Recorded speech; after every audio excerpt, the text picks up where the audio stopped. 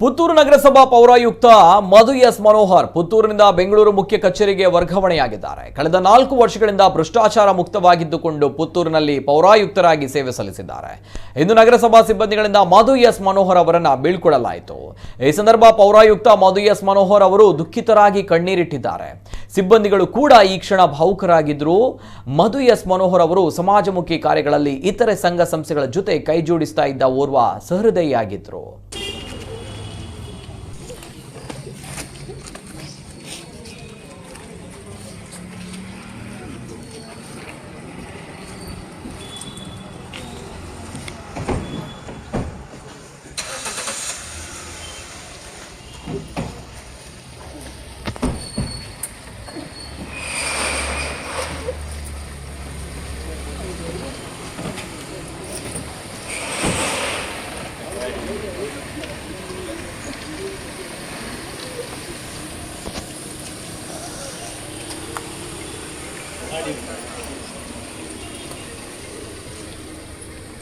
Good.